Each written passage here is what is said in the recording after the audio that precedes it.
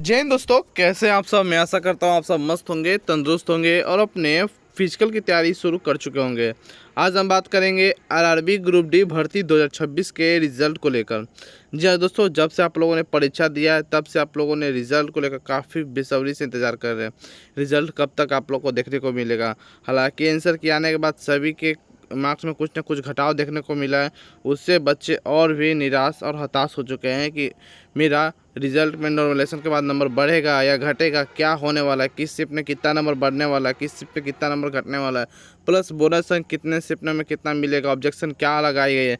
तो सारा डाउट आपको इस वीडियो में क्लियर करेंगे, तो वीडियो को शुरू से अंत तक जरूर देखिएगा, स्टेप बाय स्टेप समझने की कोशिश कीजिएगा। अगर चैनल पर पहले विजिट किया तो चैनल को सब्सक्राइब कर सकते हो, बेल आइकन दबा सकते हो, क्योंकि आरआरबी ग्रुप डी से जुड़ी कोई भी जानकारी आती है, लेटेस्ट अपडेट आती है, रिजल्ट के रिगार्डिंग कुछ भी नोटिफिकेशन निकलती है तो सबसे पहले आपको इसी चैनल पर देखने को मिलेगी। बात करते हैं सबसे पहले टोटल वैकेंसी को लेकर। इसमें टोटल वैकेंसी निकाली गई थी 32,438 पदों पर वैकेंसी निकाली गई थी। बात किया जाए टोटल कितने फॉर्म भरे गए थे, 1,08,00,000 फॉर्म भरे गए हैं इसमें। जी दोस्तों, 32,438 वैकेंसी के लिए 1,08,00,000 फॉर्म भरे गए हैं। अब बात करते हैं कितने एप्लीकेंट इस परीक्षा में प्रेजेंट हुए। तो बात किया जाए 45 लाख, यानी कि 45% के अप्रॉक्स में आप कह सकते हैं। अप्रॉक्स 45 से 46% अभ्यर्थी इस परीक्षा में इस परीक्षा में बैठे हैं। अगर बात की जाए एग्ज़ाम एंडिंग को लेकर, तो एग्ज़ाम आपका 10 फरवरी को समाप्त हो चुका है। जी दोस्तों, आपका एग्ज़ाम 10 फरवरी को समाप्त हुआ था और आंसर की 17 फरवरी को आया है। आंसर की आने के बाद ऑब्जेक्शन लगाने का भी तिथि खत्म हो चुकी है। अब बात आती है कि कितने शिफ्टों में या कितने प्रश्नों पर ऑब्जेक्शन लगाई गई है, उसकी वो भी बात करेंगे। सबसे पहले इस पर जान लेते हैं कि वैकेंसी डिटेल में और क्या रहने वाला है, क्योंकि आप लोगों को पता है इसमें सीसीए कैंडिडेट भी हैं जिन्होंने पिछले बार कोर्ट पर इस पर याचिका जाहिर की थी कि मेरा जो थ्योरी और प्रैक्टिकल के नंबर को लेकर, तो उसकी भी बात करेंगे। तो सीसीए के लिए 14,828 वैकेंसी थी। और बात किया जाए अगर नॉर्मल वैकेंसी की बात किया जाए तो नॉर्मल 17,610 पदों पर वैकेंसी निकाले गए नॉर्मल, यानी कि नॉर्मल कैंडिडेट के लिए। और ये 14,828 वैकेंसी है। इस पर आपको सीसीए और प्लस एक सर्विसमैन दोनों फाइट करने वाले हैं। फिजिकल के लिए 3 गुना बच्चे को इस बार सिलेक्ट किया जाना है, यानी कि 52,830 कैंडिडेट को बुलाया जाएगा फिजिकल के लिए। तो ध्यान दीजिएगा, फिजिकल के लिए जो बच्चे काफ़ी कम बुलाए जा रहे हैं, तो सिलेक्ट होने की रेशियो इसमें ज़्यादा हो जाती है, यानी कि 52,000 में से 32,000 सिलेक्ट हो जाएंगे। किस लिए? तो फिजिकल के लिए। तो आप ये ध्यान दीजिएगा, थोड़ा सा फिजिकल मेहनत कीजिएगा, आपका काम बन जाएगा। तो टेंशन लेने की कोई ज़रूरत नहीं है, फिजिकल की तैयारी दबा के कीजिए। अब बात करते हैं आगे पोस्ट ब्रेकअप को लेकर। यूआर में 13,957 पदों वैकेंसी निकाली गई थी। ओबीसी 8,153, ईडब्ल्यूएस 3,100 पदों पर, एससी 4,699 और एसटी की बात किया जाए तो 2,474 पदों पर वैकेंसी निकाली गई थी। अगर बात किया जाए कि और RRB zone and category wise क्या वैकेंसी निकाली गई थी, तो आपको यहाँ पर शो कर रहा होगा। जैसे कि हाजीपुर में बात किया जाए, इस सेंट्रल रेलवे जो ईसीआर में आते हैं, इस यहाँ की बात किया जाए तो यहाँ टोटल हाजीपुर में 1,251 पदों पर वैकेंसी निकाली गई थी। लेकिन अगर आप बात किया जाए विस्तृत रूप से, तो जनरल में 518 और ओबीसी में 186, एससी के लिए बात किया जाए तो एसटी के लिए 92, ओबीसी के लिए 33, ईडब्ल्यूएस के लिए 122 पदों पर वैकेंसी निकाले गए थे। उसी प्रकार से यहाँ हर आरआरबी जोन पर यहाँ आपको दिख रहा होगा और यहाँ कैटेगरी वाइज वैकेंसी भी दिख रही होगी। तो आप एक एक करके वीडियो पॉज करके और आप देख सकते हैं। अब बात करते हैं आगे, यानी कि पोस्ट प्लस डिपार्टमेंट यहाँ पर आपको शो कर रहा होगा, तो यह भी आप यहाँ पर अच्छे तरीके से देख सकते हैं। अब बात करते हैं एग्ज़ाम लेवल को लेकर। तो एग्ज़ाम लेवल की हम बात किया जाए तो जनरल साइंस 25 क्वेश्चन आपसे पूछे गए थे, जो कि मॉडरेट टू हार्ड रहा। Math 25 question moderate. रीजनिंग की बात की जाए 30 क्वेश्चन मॉडरेट। जीके या करंट अफेयर 20 क्वेश्चन मॉडरेट और टोटल 100 क्वेश्चन पूछा गया था। अगर बात किया जाए 100 क्वेश्चन का लेवल कैसा था, 100 क्वेश्चन का लेवल की बात किया जाए तो मॉडरेट टू हार्ड आपका एग्जाम का लेवल ऑल ओवर रहा। यानी कि अगर बात किया जाए सबसे हार्ड और कुछ लगा तो करंट अफेयर लगा, और जो मैंने आपको पिछले बार बताया कि आंसर के आने के बाद सभी के मार्क्स में घटाव देखने को मिला है, तो मेन रीज़न आपका करंट अफेयर ही बना है। तो ध्यान दीजिए, करंट अफेयर ने बहुत को नैया इस बार डुबाया है। जिनका रिजल्ट नहीं हो पाएगा या 2 या 3 नंबर से उनका रिजल्ट छूटेगा, मेरिट छूटेगा, कट ऑफ छूटेगा, तो आप कह सकते हैं इसका मेन रीज़न करंट अफेयर ही रहेगा। और गलत डिसीजन, गलत अटैम्प्ट रहने वाला है। निगेटिव मार्किंग के चलते आप यहाँ पर काफ़ी पीछे जा सकते हो।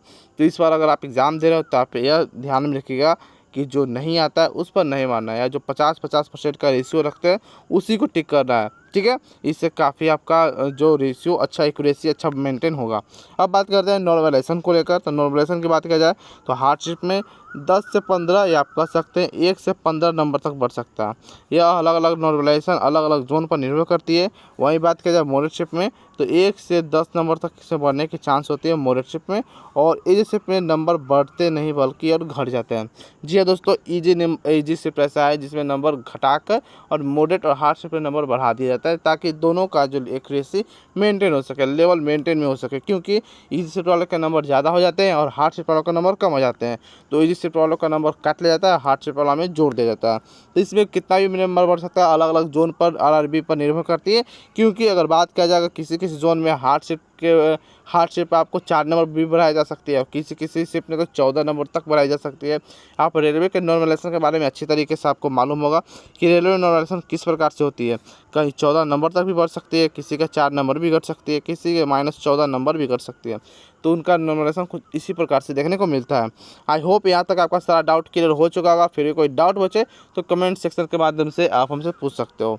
अब बात करते हैं हार्ड शिफ्ट को लेकर। तो हार्ड शिफ्ट में यहाँ पर कुछ इस प्रकार के सारा यहाँ पर आपको दिया गया होगा डाटा, आप एक करके डाटा देख सकते हैं, और हम साथ में यह बात कर लेंगे कि कितने शिफ्ट पर कितना बोनस अंक आपको देखने को मिल सकता है।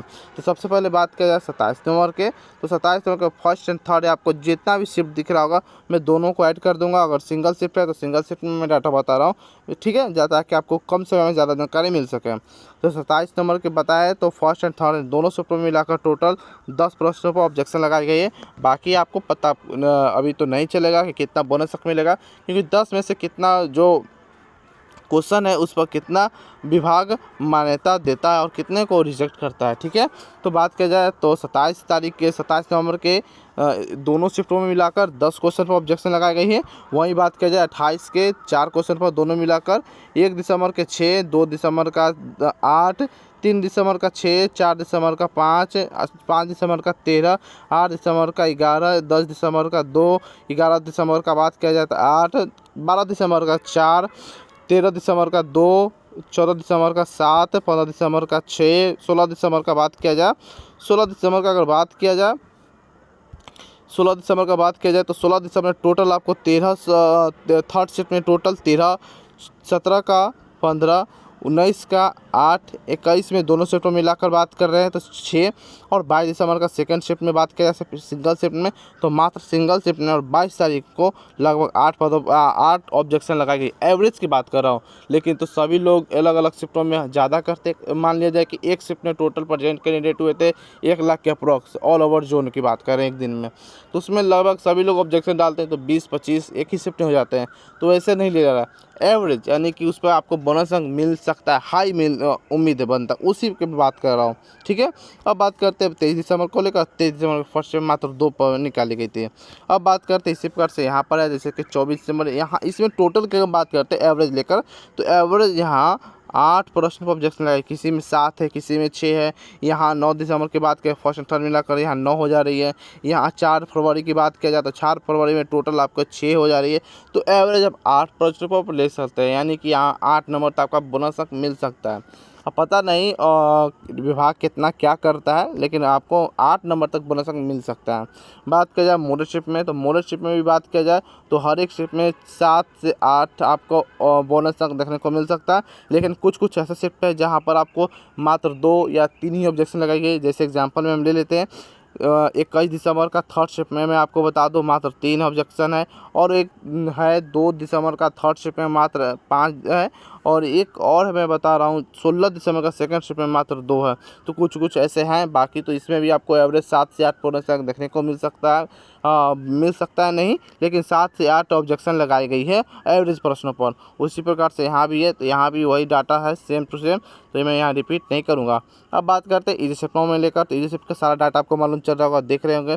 इजी शिफ्ट में बात किया जाए तो काफ़ी कम देखने को मिले, क्योंकि सभी लोग अच्छा खासा प्रश्न हल कर दिए थे, तो इसमें ऑब्जेक्शन काफ़ी कम मात्रा में, यानी कि इसमें ऑब्जेक्शन के नाम पर आपको 3 से 4 नंबर मिल सकते हैं, और वो भी नहीं मिल सकते, क्योंकि बहुत से कैंडिडेट है जो इस शिफ्ट को अच्छा खासा हल कर चुके हैं और जो लो कैंडिडेट है, जिनका बेसिक कमज़ोर था, तो वो काफ़ी मात्रा में इस पर ऑब्जेक्शन लगाए हैं। तो 3 से 4 नंबर तक आपको इसमें ऑब्जेक्शन देखने को मिल सकते हैं। बाकी कोई भी डाउट है तो कमेंट सेक्शन में ज़रूर बताइएगा, वहाँ पर आपका जवाब विदिन सेकेंड प्रोवाइड कराया जाएगा। क्योंकि पिछले बार के कमेंट में आपको बता दूँ, कुछ ऐसे कैंडिडेट थे जिनका सवाल कुछ रह गया था। जैसे चंडीगढ़ में 72 है, इनको बताना है 15 दिसंबर का थर्ड शिफ्ट क्या है, सारा का जवाब आपको इस चैनल पर देखने को मिल जाएगा। आपका भी कोई अगर इंक्वायरी है तो कमेंट सेक्शन के माध्यम से आप हमसे पूछ सकते हैं, उसका जवाब विदिन सेकेंड प्रोवाइड कराया जाएगा। लेकिन सबसे पहले आपको हाई बटन प्रेस करना होगा, उसी के बाद आप कमेंट कर सकते हैं। क्योंकि मेरे यूट्यूब चैनल पर कुछ प्रॉब्लम चल रही है, उसके रिगार्डिंग मैं तो यूट्यूब से बात कर रहा हूँ, लेकिन आप हाई बटन दबाकर आप कमेंट कर सकते हो। जल्दी इसका प्रॉब्लम हम सॉल्व कर देंगे, तो टेंशन नहीं लेना है, इसके लिए मैं क्षमा मांगता हूँ, ठीक है। क्योंकि हाई बटन दबाकर आप कमेंट कीजिएगा तो कमेंट इनेबल हो जाएगा, अदरवाइज कमेंट इनेबल नहीं हो रहा है। इस पर यूट्यूब टीम से लगातार बात हो रही है, फिर से मैं आपको रिपीट कर देता हूँ। अब बात करते हैं, ये सारा का जवाब मिल जाएगा। अब बात करते हैं, फ्लिपकार्ट मिंत्रा पर काफ़ी ज़बरदस्त तरीके से सेल लगा हुआ है, जिस पर आपको 80% का डायरेक्ट आपको ऑफ देखने को मिल सकता है। तो कौन कौन सा क्या क्या पर सेल लगा हुआ था आप देख लीजिए। मीन्स वेयर, किड्स वेयर पर आपको, वुमेन साड़ी, जूता चप्पल सभी पर आपको देखने को मिल जाएगा। बुक पर भी देखने को मिल जाएगा।